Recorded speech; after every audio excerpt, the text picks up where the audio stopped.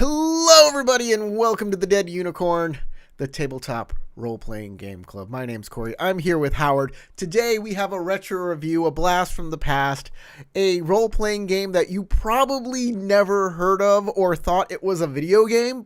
Perhaps you think it's based off that video game, but it is not. It is. It is Dragon Quest. Are you? You want to go? Go ahead. Sorry, it's just you're forgetting something else that people will be confused by. It is Dragon Quest. TSR or Wizards of the Coast, one of them actually did release a version of Dungeons and Dragons called Dragon Quest that was for children, but they used that name after they acquired it, so that might also confuse people. It's a confusing time. We'll try and delve into this history a little more and kind of untangle it for you, and then we'll decide what exactly Dragon Quest, like, should you even play it nowadays? We'll kind of break everything down for you. But yes, Dragon Quest. Howard, you really appreciate this game to ways I don't understand. So, like, walk me through kind of the history of this game. This is the third edition of it and the final edition of it in this rules set. Like you said, it was used to also be a version of Dungeons and Dragons. The name was a version of Dungeons and Dragons, yes, but not the actual game that we're talking about. So, I mean, a lot of games nowadays used one type of rule and now use, a Dungeons and Dragons type rule. Oh, no, that's not what I mean. No, Dragon Quest was a game that was totally different than Dungeons & Dragons, totally separate, created by a company called SPI. And they released it. It was real popular. They released a second edition, which honestly was the same as the first, only it was collected into a single book. The original version was like 3 separate books. And then after they collected it together, they just kind of just made editorial notes, and it was just more streamlined. It's sort of like when we talked about D6 system, how newer versions like Star Wars original D6 and then the second edition Star Wars, it was completely compatible with the old version. It's not like 5th edition can't be used with 4th edition D&D. They were making new editions, as in we've rewritten the rules and made it easier for you, not this no longer works, buy a new rule set. That was before that became a thing. So first, second, and third edition are all completely compatible with each other. The big change for third edition, though, is that during the Satanic Panic of the 80s, D&D was under heavy fire for, all of the Satanism that people believed was involved. And then there's SPI that's out there winning awards with their new game, Dragon Quest. So TSR bought Dragon Quest. And then, to appease people, they removed all of the demons from the Dragon Quest game and changed some of the magical skill sets. And once they did that, they released it again as 3rd edition Dragon Quest, but they didn't actually change Dungeons and Dragons at all. But then they could say, "Oh, look, we're being responsive to the people. We got rid of the demons in an unrelated game," and that was something that they did. Now, I'm not going to say that the 3rd edition was bad, because they did add some stuff. They created a new summoning class where you could summon like animals, which was not a thing that existed before, and it was a super useful, fun thing to play. And so their changes weren't all bad. Then they did add some new things, but they honestly did it solely because they were taking flack for D&D, and it was easier to get rid of their competition and fight against the noise they're getting for D&D at the same time. And they were just killing 2 birds with 1 stone. Also, people were releasing modules. Remember the old D&D adventure modules? Yes. There were some that were released that were compatible with Dragon Quest when that acquisition first occurred. There are Dragon Quest modules, and some of the alternate rules for Dragon Quest were completely added in those modules. Like there's a College of Rune Magics, and that was completely from one of the modules. Interesting. So that's a brief history of this game, and yet we still haven't really talked about anything as to how it runs or what the difference between that and all other, RPGs is. Well, I mean, we got to give context to what this game is. So this game, you read the book and it says, RPGs have been out for 15 years by the time this version of it came out, right? Um, and this is why, like, even though this came out in 1989, this is kind of why the video game Dragon Quest in everywhere else is not called Dragon Quest in the United States. It's called Dragon Warrior for the first 3 games of it. And now it's called Dragon Quest. If you don't know the Dragon Quest video game, it's Akira Toriyama art style. He did all the characters for it, and then they made a video game that's kind of like an RPG video game. One of the first on the Nintendo that ever came out for that game system. Really cool. But it's called Dragon Warrior because this was called Dragon Quest. There was a rights thing for that. A rights battle. But Dragon Quest is dead. And so the rights have reverted. The rights went back up for grabs for the name. And they snatched that up and are able to use that for their video game. But yeah, I didn't know until today that Dragon Warrior and Dragon Quest were related as far as the video games went. Until you were telling me this, I was like, oh, I'd heard of both Dragon Warrior and Dragon Quest as video games. I just didn't know that they intersected. So I want to say, first off, the artwork in this book, top notch. I love the artwork. It's a black and white book, and it's line sketches inside, but they're all good.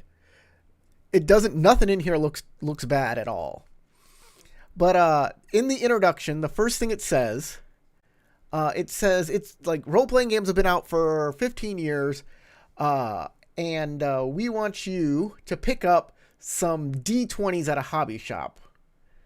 And then the entire rest of the game doesn't use D20s. It tells you to get D20s because it's a percentile game. It is a percentile game, but it asks you to buy D20s specifically. And then I wonder, I don't have my original books right now, or I would look it up. I wonder if they only put that in the 3rd edition because that was the one that was released by TSR. And they're the ones who would be wanting you to go buy some D20s so you can play their other game. D20s, like D10s and percentile dice, were a thing you could buy at the time. They were as rare as a D20. You could get, if you found a place that sold D20s, you could get D10s, or you could just buy a dice set that came with D10s and percentile dice. But this is how they want you to do. The jargon for a number of dice, is here it is. D100 or percentile dice would direct a player to roll 2 20-sided dice of different colors, treating one as the first digit of the 2-digit number and the other as the second digit. Thus, if a player rolls a 3 on the first die and a 9 on the second die, it would be 39. So you roll 2d20. On the first d20, you ignore the second number and keep the first. On the second d20, you ignore the first number, keep the second, and put those 2 numbers. Like, they also released d20s that counted 1 through 9 and then 0, and it just did that twice. I know, I saw those. Those are pretty cool, actually. I'm not mad at those at all. The only time I get mad at those is if I grab one thinking it's a d20 and roll it, and I keep rolling really bad until I hit a 0, and I'm like, wait a minute. So, what I think is hilarious, is that I don't think that's funny. No, what I think is interesting is the word I wanted to say was on those D20s. Like, I'm always curious, do 2 D20s that go from 0 to 9 roll more randomly than 2 10-sided dice? Because 10-sided dice are not platonic solids, and 20-sided dice are platonic solids. So I have no idea, man. I'd love to know the physics behind that. Okay, well, that sounds like a different topic for a different day. All of the rules are written with these little I don't know, like little codes next to them, 2.2, 2.6. Basically, it's telling you the chapter and the section number. Yeah. And it's like the Bible, you want to read John 3:15. That's going to tell you how you cast your fireball. yeah, but also like military technical manuals are written in this way. I don't hate this. And I No, wish it's actually very simple once you get used to it. I yeah. liked it a lot. It makes it look a little like stereo instructions, but it's actually useful, very useful. You can be like, hey, I know a lot of people on their character sheet, they write down the page number something's in. You can just write that on 2.4, 2. And just find it. So let's get into character creation. It says to do you get stuff like physical strength, manual dexterity, agility. The stats are fine, I think. Fatigue and endurance. So fatigue and endurance was your hit points. Fatigue was like your exhaustion level. You would use up your energy from fatigue, but also hits that you got that weren't all that severe would go to your fatigue as well. And once fatigue was gone, you started losing your actual health and you really began to worry. I remember how that worked. Right. I remember being very upset by this version of fatigue, which is weird because I like Cypher System, which has like you spend your kind of your health to power up your superpowers. And here, fatigue also, you use fatigue to like cast your magic and other things. So sword. It again to me feels like you're like killing yourself to do magical effects. And if you're a magic user and somebody runs you out of fatigue, it's just like, no, I'm useless now. But everyone that complains about the disparity from marshals to casters, you swing that sword, that's fatigue. Yeah. Oh yeah. So everything you do there's is fatigue. no disparity. Both people get tired. Both people want to take breaks. So yeah, after a while of fighting, it's just whoever runs out of fatigue first. If you're out of fatigue, I mean, it sucks. It really sucks. But that kind of this game is, I don't know if they're really trying to be very realistic. That's exactly what it is. Have you ever played Skyrim on survival mode? Yes. It's that. That is what they were doing long before the video game Skyrim existed. They were like, what if you had to actually worry about being tired, and we put mechanics in there for how that's going to happen, how many times you can swing a sword in combat before you're like, whoa, I have killed a lot of baddies today. I need to go sit down.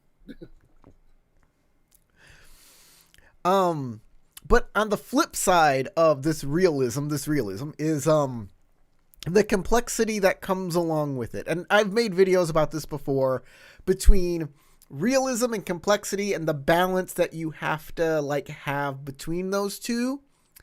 And in a lot of places where people are trying to be more realistic, the rules get more and more complex. And it's not always the case. There are workarounds around these things if you can do them, but this game does not have any of those workarounds. And the first form of complexity we got is 4.1. If a character attempts a feasible task, no. How you do tasks in this game, like every time you're given a task, the difficulty is set between 0.5 and 5, right? The higher the number, the less difficult the task is. So, what happens is if the game master gives a player a difficulty, you take the attribute that is used with that task and multiply the task by the difficulty and then take percentile dice and roll under it. So if you have, let's say, a 10 in your manual dexterity and you're trying to pick a lock, and the game master says it's a 3 to pick the lock, you got to multiply it by your 10 by 3, which is 30.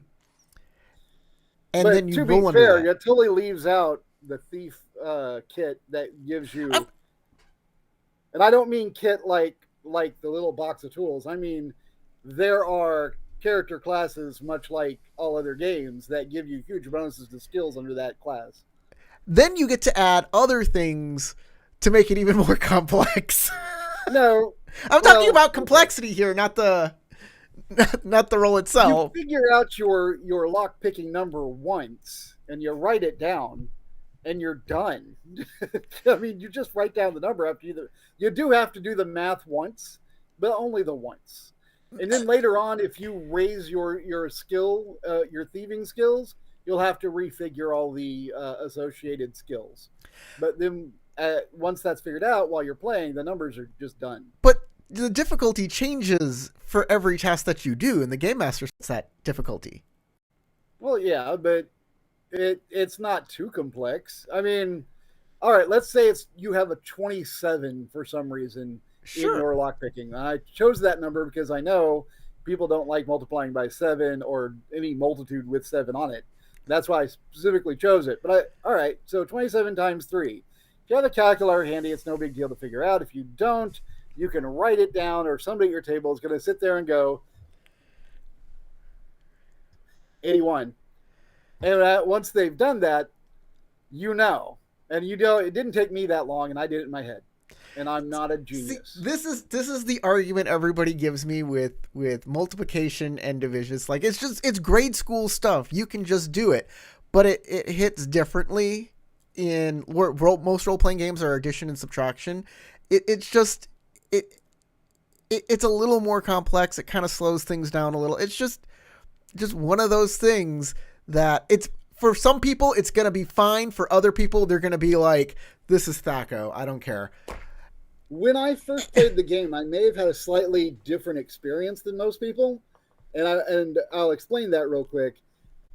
I went to a table with some people I had met that were all adults, and I was a teenager. I was with a friend of mine from high school. His name was Norman. You know Norman. Yes, I do. Norman's been on the So channel a long time ago. Where you got to go not way recently. back. Yeah, he was in the Batman game and he fell asleep. That's right. So yeah, Norm and I went to this table, and everybody there was older than us. They were adults. They owned houses. They had wives and kids and all of that. I don't know about Norm, but it's not something I actually like turned to him. I was like, hey, how does this make you feel being the kid in the group? But that is how I felt. So when stuff came up that involved math, nobody else was bitching about it. So I didn't. I did the math, I shut up, and I played the game, and I got used to it real quick, and I didn't complain. And once I was used to it, I was used to it, so it wasn't a problem. Now, fast forward to me trying to get my group to play a game other than D&D. And I'm like, oh, I have this. And I pull out my ancient texts, this etched in stone Dragon Quest from, decades before. And I'm like, we could play this. And they're like, we don't have these books. I'm like, well, you can get them off of eBay, though we don't want to. Okay. So I Xeroxed a good portion of the books, printed out parts, put together everything they needed for each of the characters that they made, so that they could play the game. And they were still frustrated with it. They didn't like doing math. They hated. We haven't gotten to the rest of character creation. We're still on stats. Mm. The number two thing after stats, you have to roll to figure out who your character was. You don't pick your background like Yes. fifth ed D&D. You would roll to determine all sorts of things. Your order of birth, like were your parents married and how many kids they have, and were you firstborn, a middle child, or a lastborn? Were you, and this is an option in the book, and it does use the word bastard. You could just be a bastard. You would roll the financial status of your parents A to lot of determine us if are they just bastards. uh, and the lowest income level, and I kid you not, it was labeled right beneath impoverished gentlefolk, was poor trash. Um, and you could be a poor trash bastard, which is hilarious. I don't think they could say those things today because I think that people are a little bit more PC. And I'm not saying there's anything wrong with that. I'm not trying to be all anti woke here. I'm just saying that it didn't bother me or the people at my table, but I could definitely see some tables that there would be some offense taken. And if you actually are, let's say, living in a trailer park as your parents are, we'll just say impoverished gentlefolk, and they were not married at the time of your birth, then you could be called the thing that I already said earlier. You can rewind and you'll find it. So I can see where you shouldn't say that. I see where you could make somebody at your table uncomfortable because they feel like you might not realize it, but you might be making fun of them, or maybe they think you do know. And so, yeah, it's better leave that off. But it was funny and it made me laugh. Um, but on the other hand, your parents could be royalty. The book actually did specify that even if you rolled a 100, which was the highest you could roll on that chart, your dad was not the king. However, every time somebody rolled that double lot, which meant 100, we always were like, it's cool, your dad's king. We just ran with it. It was awesome. And I actually did have that happen in one of my characters, but he was a third born elven prince. So all he ever did was plot the death of his two older brothers. I mean, what else are you going to do? Like, you're not going to inherit anything unless you do that. They're There's in your actually the reason way. he went adventuring was so that he could get his own fortune and his own armies for when he had to take his throne. Yeah, you're right. If you're going to call it, like, poor trash, you you should call greater nobility out of touch nobility at the very least.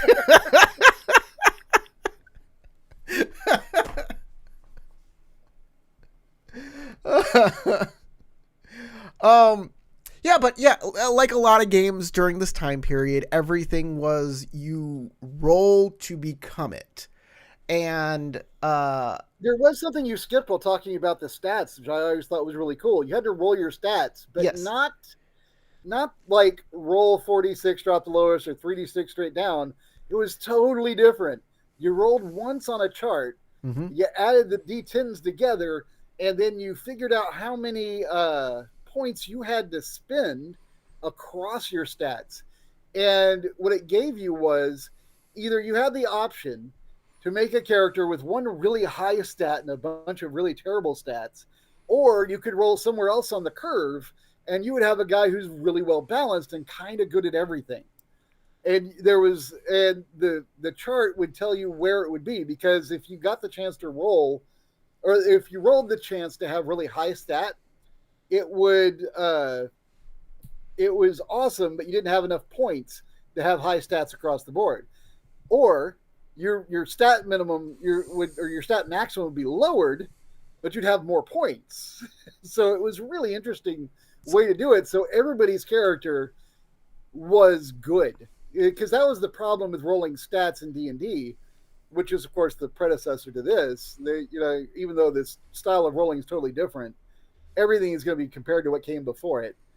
People played D&D and they were like, when we roll our stats, there's always that one guy who's either cheating or he's just stupid lucky and he plays an unbalanced character. And then there's the other guy who rolls absolute dog poo, and therefore he has to play, a guy named Gimpy. Gimpy is slow and doesn't understand the conversation most days, but he is he has a high constitution. Yay. Gimpy won't die. You have to just be Gimpy. you know, Nobody wanted to play that. So they fixed it by creating it so that there's still a random factor. You would either be playing the well-adjusted guy who's good at everything, or you'd be playing, Throg the Barbarian, who has the incredible strength, and he can't do math, or he doesn't know what's going on, and he has all bad everywhere else, but man, he is strong. Yeah, I'm showing that table right now while you were talking about it. And yeah, if you rolled a 2, the lowest end, you got 81 character points, but the maximum you could put into any one of your stats is 25. If you rolled a 20, you got 99 character points, which is the highest end. but you could only put a maximum of 19 into any one of those stats. So yeah, that's a pretty good trade-off. That's an all right way to solve that problem. Yeah, I thought it was super creative. I have not seen anything quite like that since. I'm not saying it doesn't exist in any other game, just none that I've played. We're gonna move on. I guess we should move on to combat. Well, we've before you go to Okay. combat, another part of character creation that is super important was deciding if you were a mage, and if you're a mage, deciding your magical school. Because I really like that they called it schools of magic and colleges of magic because it put in my head that So there's just all these people in this world, and they never really define much of the world. You just have to infer it from the rules. So I inferred that there is this crazy land, and in like every major city, there's a magical school. That's probably the hub of the city, and you got to go to Pyros, the place where there's the big old magic temple of fire, and then there's another one for something else, and I really liked that idea. Where are you from? Oh, well, you must be a namer, one of those guys who knows naming magics.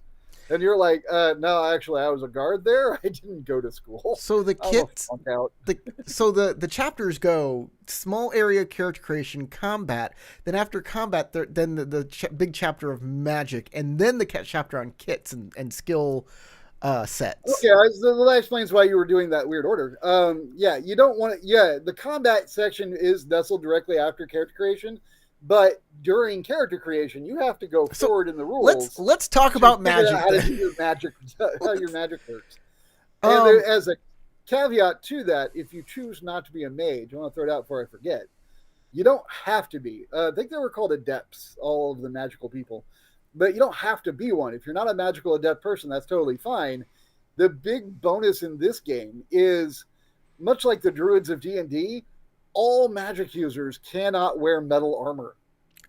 yeah, So that changes everything. You're like, oh, everybody's a mage. There's no cost being a mage. Just walk up and say, okay, I go to school. I come back. I have all these awesome magical powers. You can just walk up and be like, yeah, and I'm wearing plate mail. there's a rule in here. Where is it that says you cannot cast spells if you are in contact with iron? Right. And that's why. So you can't even use a sword or a dagger. Nope. No, They had to be made out of bone or wood. exactly. Um, spells, like, they do a lot of different rules for spells. Like it costs fatigue. You can't move while you're casting a spell, so you have to be immobile. Um, uh, lots of restrictions. A character cannot prepare a spell or engage in ritual magic while in physical contact with cold iron. A character must have the freedom to make necessary gestures. Uh, there's a backfire table. Oh yeah, backfires. Um, Oh, the backfire table was hilarious. then there's counterspelling and resisting.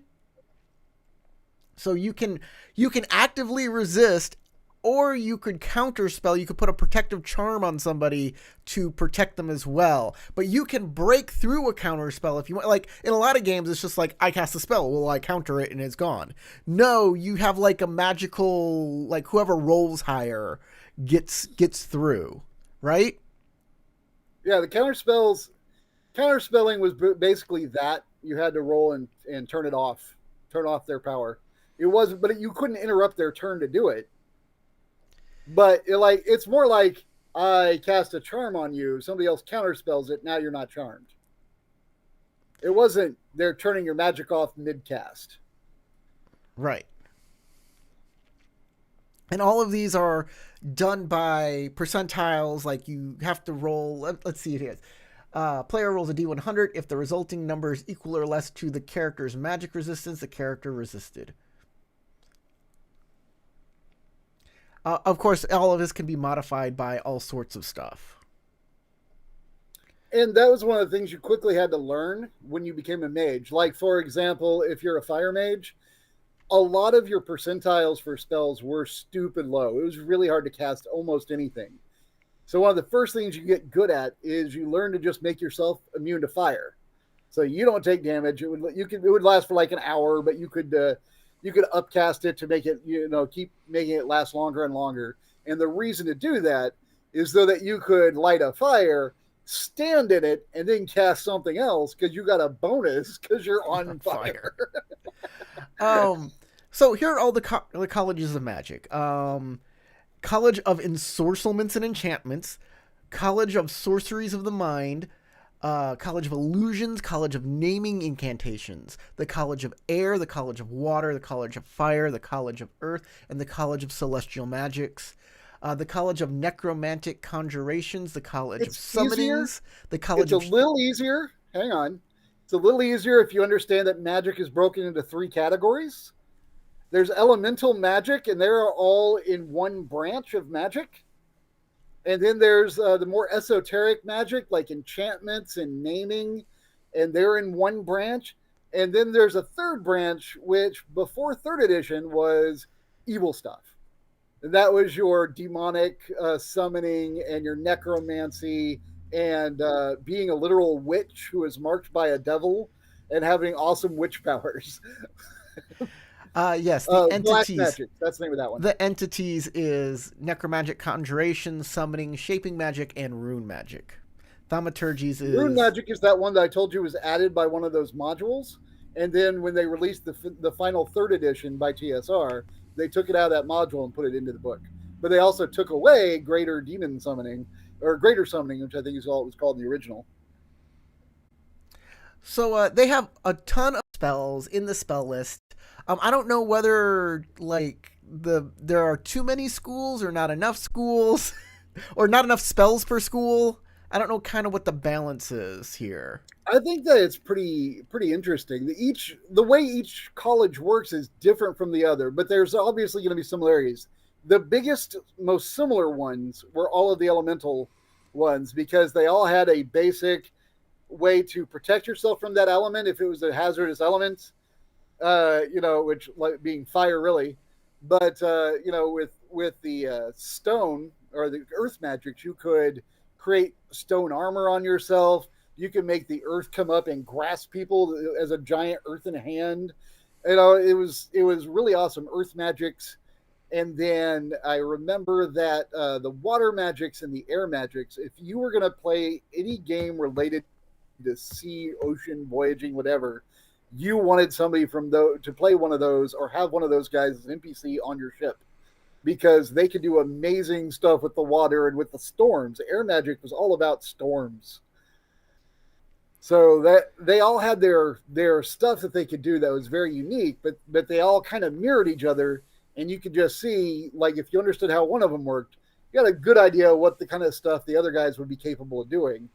You get a little bit more esoteric with the charms and the illusions, naming, and there was one for the mind. That's what it was. The mind sorcery was really awesome. I mean, we're just talking straight up, Charles Xavier mentalist stuff happening. That one was kind of OP, but all of the magic was OP once you got high enough in skill levels or spell levels. So, but you have to. I'm sorry. You have to learn each spell individually. When you got XP, you would funnel it directly to whichever spell you wanted to get better at. And if you wanted to go ahead and say, oh, I could use some thief skills, and you could buy the class kit of thief, but while you're doing that, all of your spells are just kind of idling. They're not getting any better. So it was constantly trying to figure out where to put points because it's not like a level-based system where you would get enough points and then everything improved. Yeah, so that's one of the things that they point out in this game that was one of their goals in creating this game is they didn't want a class-based system. Anybody can be anything and learn anything over the course. You can the sky's the limit. The entire book is open to you. It's just that how you want to spend the points that you get. And that's not a bad, goal to do. anything else under magic that? Oh yeah, I want just to say there's no spell slots. There's no memorizing spells beforehand or Well, anything the like that. fatigue takes care of that. Fatigue, exactly. The fatigue. I'm tired. Let's take a break. But you can get fatigue back pretty quick. That said, Stop for lunch, you get some of it back. Sleep through the night, you get it all back. Getting fatigue back was not a big deal. I don't think you got it all back, but you got a lot of it back sleeping through the night. that said, unlike Dungeons and Dragons, where you cast a spell and it just works because you cast the spell, unless there's like a saving throw involved with it, here you have to like roll your dice to make the spell happen. There's a chance that every time you cast that spell, it just doesn't work, or it could backfire on you. My two favorite tables from this game were the backfire table for the casters, and then on the other hand, there was a critical hit chart of what happens when you hit someone with your melee weapons, and it would be based on you would roll a D100 real quick, and I believe it was like 1 to 20 for crushing weapons or 1 to 30, and then after that it was or was that stabby weapon? Sorry, is piercing. Then the middle section was slashing, and then the last section was crushing. And if you rolled on that chart, and the section you rolled matched the type of your weapon damage type, you got the extra effect that was listed, and it could be all kinds of crazy stuff, including just if you stab someone, there's a chance you just pierce their heart and they die.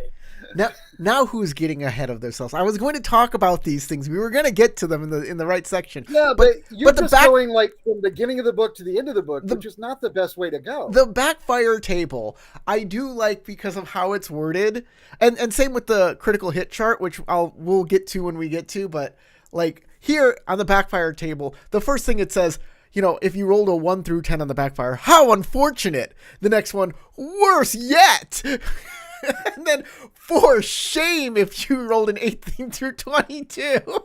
It's so funny. Amnesia is a possible result on the backfire table. And it says on there that once you have it, that you would follow a ogre into his cave or something like that. And just because you don't know what's going on. You're like, okay, I guess I'm going with that guy. There's all sorts of insomnia, arthritis, creeping senility. Yeah, total amnesia is the 96 to 100 if you roll that. Yeah, it's their blindness. It just crazy stuff can happen to you. Critical hit charts or fumble charts, like back in the late 80s, early 90s, that it was a thing that everybody once we discovered we could do this, everybody was making their own.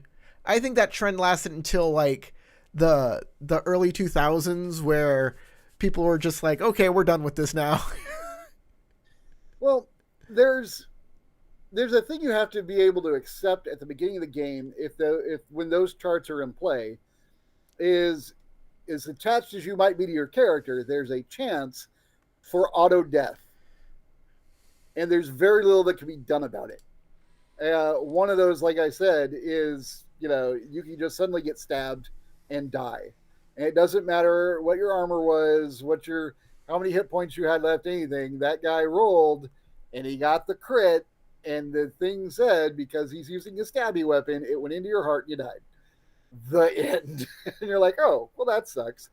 Interestingly, but okay, since you want to go in order, I can't. I feel like there's all these really cool things. We can jump around. We can. It's not. Okay, great. It wasn't a hard rule. It was just like you accused me of moving on from something when I was just going in order. That's all it was. Oh, I see. Okay, well, so one of the things about this game, because we're talking about that this is jumping ahead, because I do want to talk more about this later, but I do like that the way they incorporated the rules allows you to have that moment that Bard the Guard from the Hobbit has when he shoots Smog, because you can shoot someone, and if you roll just right, with a piercing weapon, you could shoot them in the heart and they die. But it kind of says you could disregard that if it makes no sense. Like if you're stabbing like an iron golem, it doesn't have a heart, doesn't matter. Mm-hmm.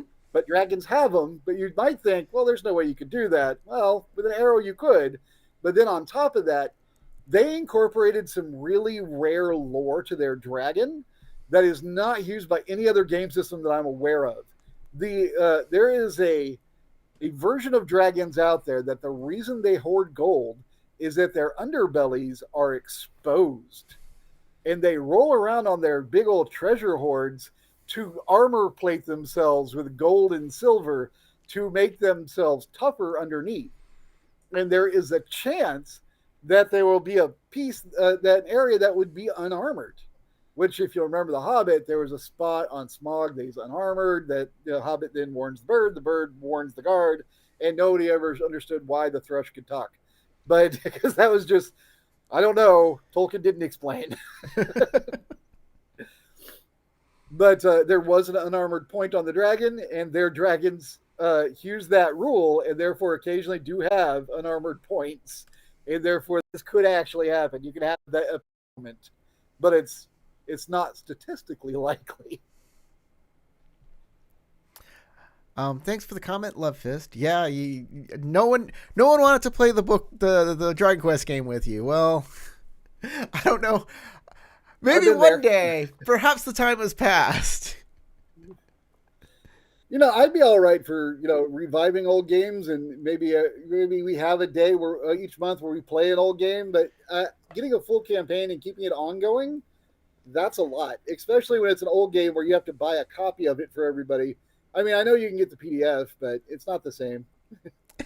I like having, and I personally like being in person. So while you're talking about these things, I try and pull them up on the screen so people can see them. This is the grievous injury table, and like the other table, it starts out. Many of these start out with, "Oh no, tisk tisk, a wound of the solid viscera." Oh no, your opponent's weapon has entered your secondary arm's elbow joint. But the first one is amazing because it says, "Congratulations."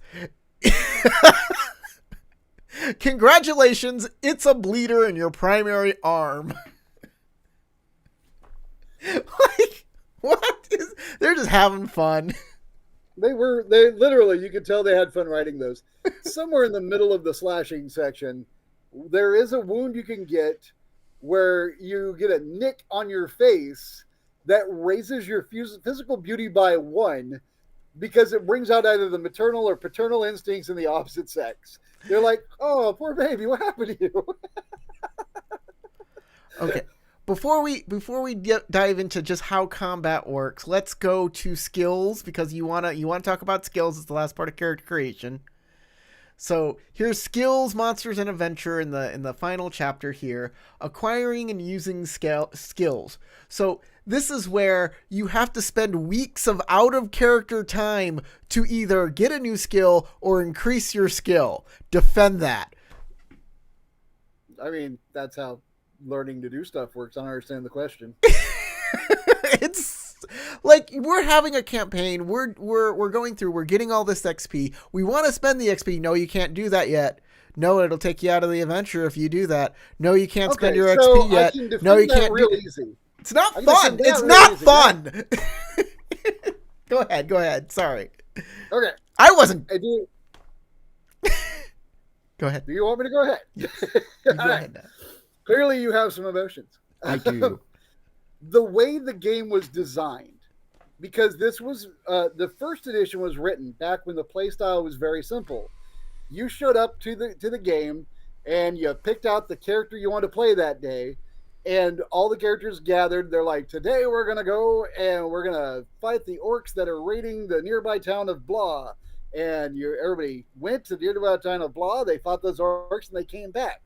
And then between that adventure and the next adventure, they had weeks to spend their XP and learn stuff. Now, the next game when they showed up, they're like, "All right, that was 2 weeks ago. This is what we're doing next. Cool. If you had enough time to level something up, go ahead and spend that XP. If you're still leveling something, don't record that yet. Cool. Let's go." And you might be like, well, since he's still learning that, I'll play my alternate character and do that. And a campaign didn't mean this is one solid adventure that starts where you are peons and slowly work yourself to the heroes of the realm in one solid storyline. A campaign was a series of adventures that you went on, and you didn't have to be the same guy each time. So it was a different style of play. Yeah. But if you wanted to run the other style, like let's use Ravenloft as an example because it's very common. Almost everybody's already run it or at least knows a lot about it. So Ravenloft is meant to be 10 up to 10th level, starting you off at third now, and you run through Ravenloft, and it's just one solid storyline. It's not a campaign where you go back to the tavern and then go out and do a different adventure. It's a single campaign, single storyline, and in that style, I would probably say, all right, we're going to have to caveat the rules because you don't want to spend 3 weeks in this haunted ghost town fighting the undead. You want to move on to the next story to uncover the next part of the plot. So therefore, you would have to adjust the rules. Yes. The game does say you should do that. You should. These rules are guidelines. It has that part in the beginning of the book where it's just like, hey, still, like, I don't like my style of game of role playing and game mastering and being a narrator is to make continuous stories that one leads into the other, and characters have like specific goals they kind of want to do, that unlike stuff from the 80s where it was just like the tower's full of goblins, go kill the goblins and get the treasure and come back, and then next week we'll go to the ancient caves of Myanmar or whatever. Myanmar's a real place, don't say that. The ancient caves of... Well, to be fair, so is Ravenloft, but I made it clear that I knew that it was at the beginning. But you get what I'm saying. Like, yeah. it was a way different way of doing things back then, and the dramatic style of play that we do nowadays, it just doesn't mesh with it. And yeah, it's like, I don't like it here. I don't like it when it's in the old Star Wars game. I don't like it when it's in the first edition of 7C, and I gave that an A ranking. But it's one of the flaws of that game. I do not like it on a train. All right, I don't. That's 100%. I will not eat your gold eggs and meat. All right. So when I last ran Dragon Quest, I did remove the learning times, and I said, look, since you all are in a city, if you'd like, you can go find a trainer, because there is stuff in Dragon Quest about getting discounts for XP. Yes. And I thought, hey, that could be cool. I can bring in random NPCs in all different walks of life for training all different kinds of things, and it'll help them get involved in all these other storylines I'd love to run. And all they did is they looked at the mechanics, and they're like, well, this is stupid. I'm like, it gives you an XP bonus, or it saves you XP. It gives you a discount. So you'll have more XP, and we're going to role play you going and meeting these people and learning this stuff. And they were like, we're not doing it. We'll just learn on our own. I'm like, okay, well, that was less stuff I could throw at them story-wise. And I was like, wow, they really... But I think the problem was, like I said, when I learned to play this game, I was young, and I was at a table of adults, and I didn't want to look like I didn't know what I was doing, so I just ran with it until I got into it. And there's a certain mindset that you can have going in where you will enjoy a game, and there's another mindset where you're like, this is different than what I know, therefore it's dumb. And if you go in with that one, which is what my friends were doing... Well, mind you, I was part of this game, I do believe. Yeah, you were. I played a guy who I had the healing thing, and I want to talk about that. If I may hash out a grievance here, and it's not against you, it's against the game, is when you pick healing, like your skills, they start out at level 0 and then they go up from there. You can't actually heal wounds until level 3, which that's true. Really ticked me off. I was like, oh, so I feel very useless now. Great, I'm a useless healer. Yeah, the healing thing is hard to learn. Also, there is something from character creation we left out that I feel like we should say it real quick. The stars you're born under matter. Yes. And when you brought up healing, I remembered that there you could be born under a life sign, which gives you bonuses to healing. But if you're born under a death sign and you try to be the healer, you're awful at it. Mm-hmm. So let's just take one of these skills. So skills are like kits of skills. They're you get it's kind of like a profession, and lots of things under that profession are the levels that you get. So like there's alchemist here, astrologer, beastmaster, courier, healer, mechanician, merchant, military scientist, which is a combat like a general, navigator, ranger, spy and thief. I think I took spy and thief for a character, and it has Military scientist, I got because you went by it kind of quick. I just want to say this had one of the weirdest rules I'd ever heard of in a game at that period in my life because one of their skills, and there's a time that you have to work out the number of seconds you're allowed to do this. You can tell the game master to stop, and then you can plan during a round of combat with your friends what you're going to do until your time is up, and then the game master keeps going. And that was so cool because so many times there's that question, is it meta for me to tell my friend Bob, hey Bob, the thing you're doing would be more effective if you do this instead because I'm going to be doing this. You can't yell that during combat, and if you did, then the orcs would know what you're doing. the player of a So military the player of a military scientist character can use more time to plan his characters and companion characters' action when on the tactical display, which is a battle map. Um, so it literally gave you an in-game thing that said one of these characters is so good that he's discussed the way we roleplayed is he's discussed this with us prior to this combat. And he's sort of like, hey, next time I'm doing this, I'll give you a signal, you'll do that, and hey, we're going to do that. And then during combat, with the mechanics of that are during combat, he pauses the game, tells the game master to shut up, and then he plans a thing, and then the game master can continue. the thing And I is think that's crazy. the time you get is really not a lot at the you get 20 plus 10 times rank seconds. Right. And that sounds like it's not a lot, but in 20 seconds, you can tell people, hey, you use your fire spells. There's a water thing over there, though. So somebody keep that dam from breaking, and you do that. There, that's less than 20 seconds.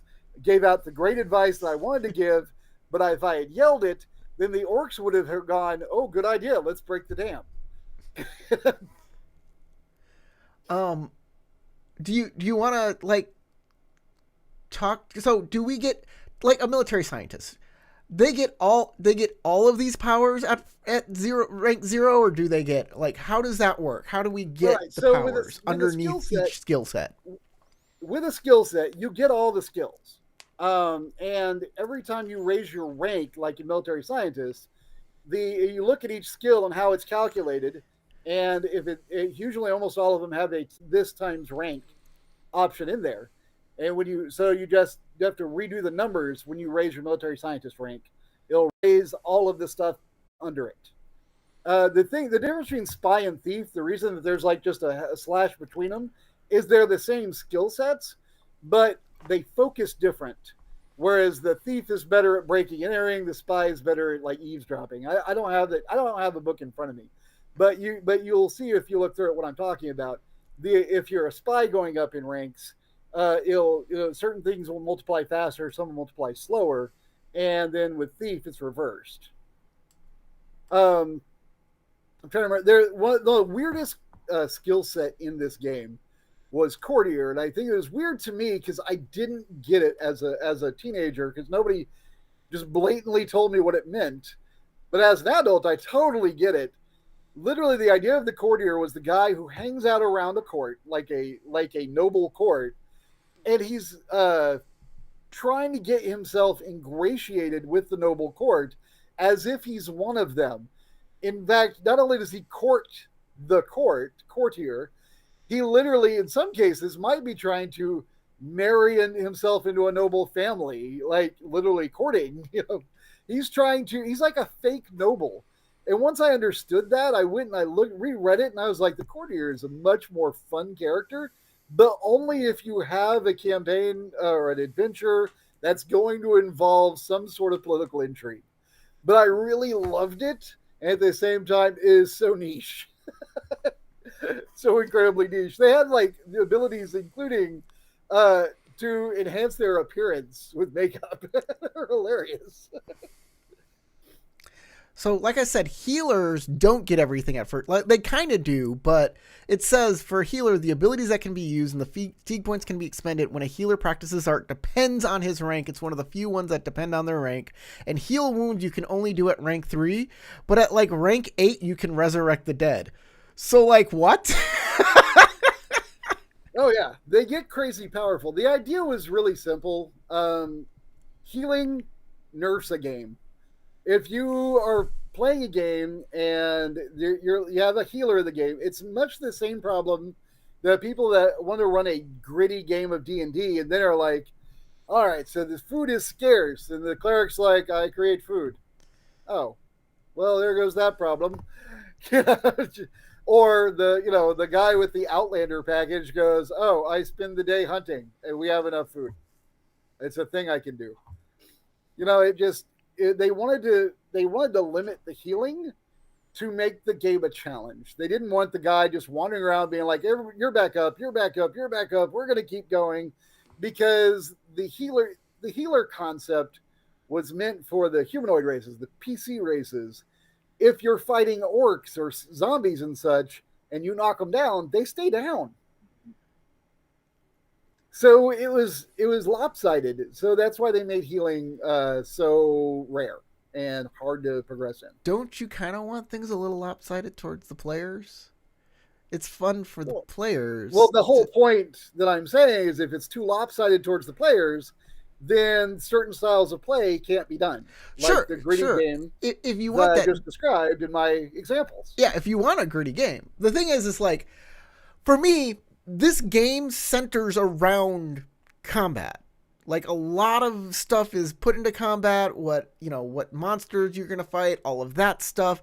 So if you want to continue to move the action forward and get the combats and do the cool things, you want ways to get your players back into the game quickly so more fun can be had.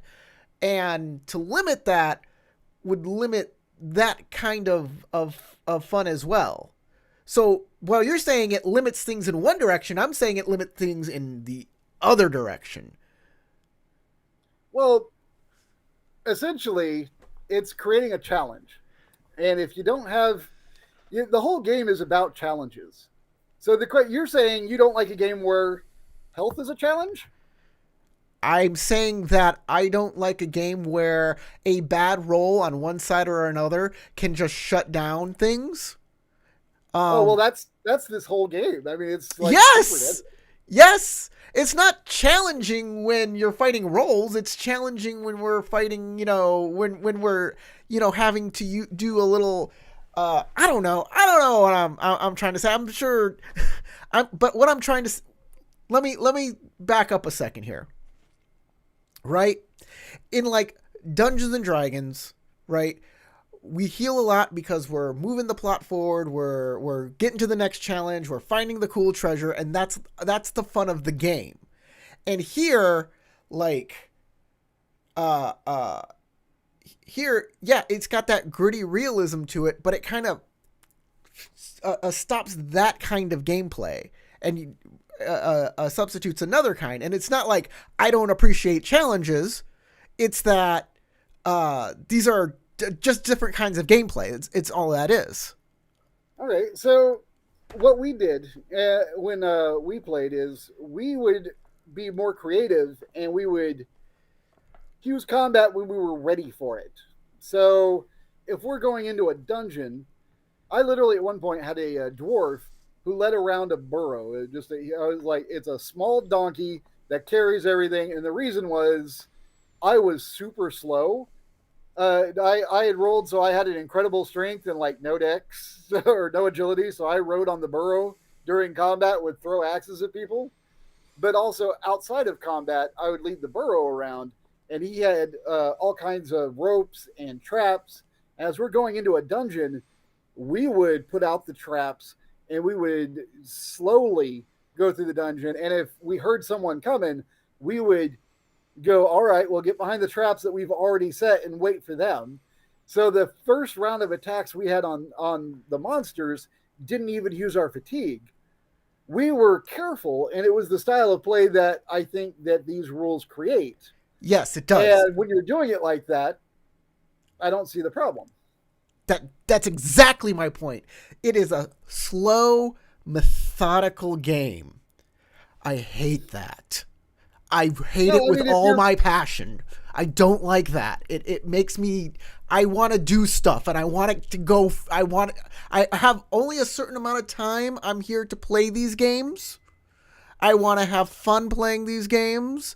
And maybe that slow methodical thing is fun for some people. It's not for me. It's just not. It's not how I like things.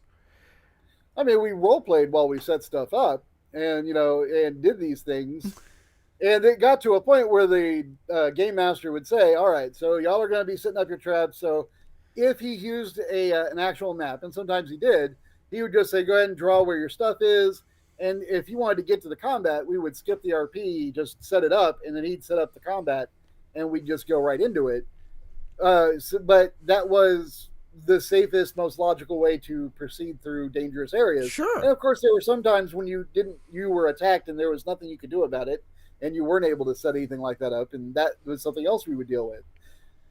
When I was a fire mage, believe me, I spent every night curled around the campfire with my face in it like it was a pillow. And I'm like, I don't understand this. I feel like I should also have to make a pillow fireproof because laying on the burning stick seems stupid uncomfortable.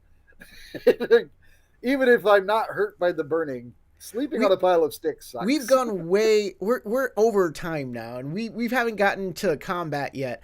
I need to say, like, when you say, like, hey, if you just write down everything on your character sheet and do all the math ahead of time, there is math in absolutely everything you do. Complex math in everything you do. For example, military scientists can lead with parenthetical bracket 3 plus willpower divided by 2 parenthetical round down close bracket times bracket rank squared troops effectively in battle. Holy! That is some easy math. It sounds bad when you say it. It does sound bad. I'm showing it right here, though. Yeah, it's 3 times. It is easy. Yes, it's not. It's not actual algebra. You're not solving to figure out the stuff that's not listed like the rank. You know your rank. The thing is everything is like this too. You have to solve these math problems for absolutely everything, and it's a bit overwhelming. I want to go to combat real quick before we stop this because I have to show people exactly what it takes to hit somebody. Magic, combat equipment, combat. So pulses, rounds, non-engaged figures, TMR, and they use the wording they use. A non-engaged figure can move 1/2 rounded down of his TMR and attempt to melee attack with a non-polar weapon. It's the kind of the language that they use also doesn't help it, though I understand what they're saying.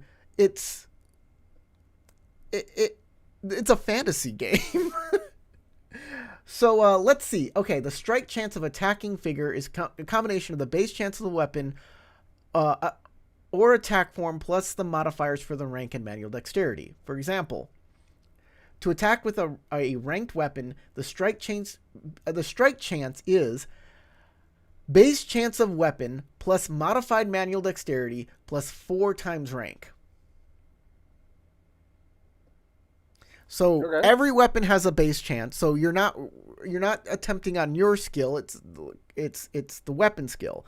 Then you modify that with your manual dexterity.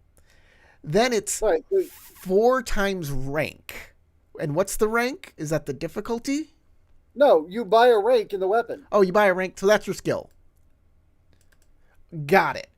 Okay. Now, this is the thing that if you want to make fun of Dragon Quest, this is the one thing that you've made fun of other systems for that absolutely 100% actually applies here. Because in other systems, it's usually like a group of weapons, and you're like, that's dumb. But here, literally, you could know everything there is to know about daggers and then cut your hand while slicing a piece of steak, because that's a knife. Exactly. I hate that too. I hate it. Yeah, and I agree. I see a solve, but it is more math, and the solve is something that you can do with languages. And I think it was Hero System that figured this out, where when you're learning languages, if there are other languages that are derivative of the same language group, they should be cheaper for you to learn. You could do something like that with this, but again, that's more math and more complication. What I would do honestly is ranks 0 and 1 were super cheap with a lot of weapons, so we would usually just buy them all. Like, here, that way, if they take my weapons and I find a dagger, I know what to do with the dagger. I can still stab with it. So Also, the way XP is doled out, because everything starts becoming exponentially more expensive, they created uh, character experience levels where you start off as like a mercenary, and then you're a hero, and then you're like a legend or something like that. And the point of that was you would get a bigger XP bonus after each adventure, and with more XP you could level up more stuff. But to get yourself up to there, you had to have like 8 skills at 4 to go from mercenary to the next level. Adventure, I think, is second, and then hero is third. And then you need like 8 skills at 8 to become a hero. So we started doing the math and be like, here are the cheapest things to raise to get to 4 real fast.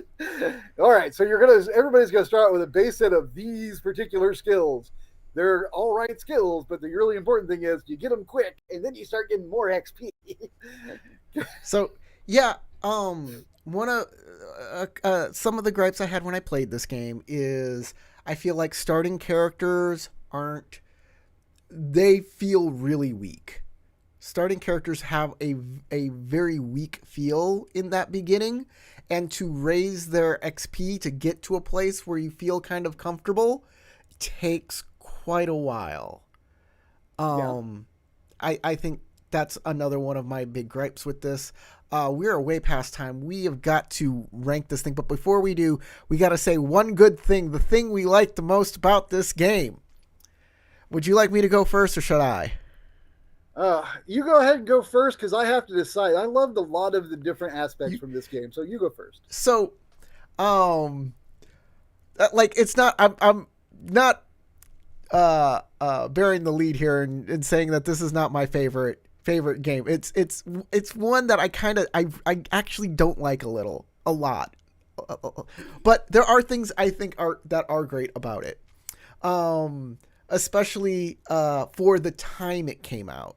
Like I feel like their ambition for what they want it to do with character, like a character can and do anything. I love the fact that they added professions that encapsulate skills and things. So like you could get that kind of specific training that you want and that had those cool special abilities, because without those skills or professions, there would be only spells that would give you special abilities in the game. And like in Dungeons and Dragons at the time, if you played anything other than a spellcaster, you really didn't get special abilities. So yeah, I thought that kind of thing was wonderful, and it's something I think other games looked at Dragon Quest and said there's something here there, and we can expand on that.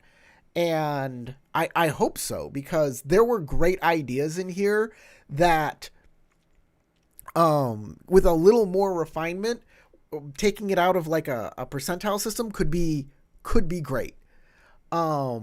Yeah, I think that's my favorite thing is I think the skill blocks. I really do like them. Go ahead, Howard.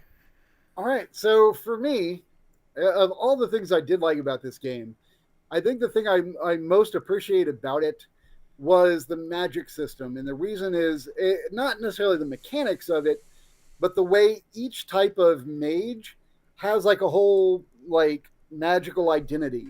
Like you're a fire mage, you use fire spells, you have a natural ability, like a talent that even if you forgot all of your magic at some point, you always had, I believe they had dark vision, or the ability to see heat. Um, then like the namers uh, could know the true names of everything, and they could like manipulate them through that. And then there's like everybody's magic was not the wizard of D&D who can cast all the spells, but if you make a guy who's a necromancer, then you're a little better with necromancy spells. Literally, if you're the necromancer here, you're a necromancer. You're not throwing a fireball. You don't know how to throw a fireball unless you go find a magic item that throws fireballs and use it, because you don't throw fireballs. And I really liked the magical identity of each type of mage. All right, let us rank this game among our rankings. So nothing is in S class yet. 7th C First Edition and Dungeons & Dragons 5th is our A class. Our B class is Pathfinder First Edition, Cypher System, and Star Wars West End Games version. C is Legend of the Five Rings Fantasy Flight version and Cyberpunk Red. Dragon Quest. So I'll tell you exactly where I think Dragon Quest goes. It's a D for me. It just doesn't feel great in almost every way that I love a game. It's a D. It's not an F because it works. I think it's fine, and there are redeeming qualities in it. But it's a D for me. Where would you put it? You know, for me, the only thing that makes it not an S class game is honestly, I understand all the complaints about the math, even though I don't mind it. I get that it's too mathy for a lot of people, so it's not S. But honestly, beyond that, I don't really have any issues against it. I would say it would be an A game. So how do we split the difference? C plus, B minus? B plus, C minus, somewhere in there. I don't know. We need a second opinion. We need a third opinion to break this. But the thing is like amongst our friends, amongst this gaming club, we're the only two who's ever played Dragon Quest. So how about this? I'll put it in B. I'll put Dragon Quest in B. And hey, you out there who watched this review, tell me your opinion. Is this a really great game? Am I wrong? I am notoriously wrong about a lot of things. So is this egg on my face, or do I have some points? Is Howard is his love justified? His love's justified no matter what. If you love a game, I mean, do it. But I mean, in the grand scheme of things, do you think your players would want to play Dragon Quest? Yeah, give me all your thoughts. Thank you for watching. If you watch this, thanks to Lovefist for your comments. I love you. I love it when you comment live and you watch us live. We're here every Sunday afternoon, I'm gonna say. I don't know. Time zones are weird, but I'm gonna say Sunday afternoon. You can watch this as a recorded video, of course, and comment there. I will be reading your comments. I read everything. Yeah, that's it. From Howard and myself, my name is Corey. Go roll some dice.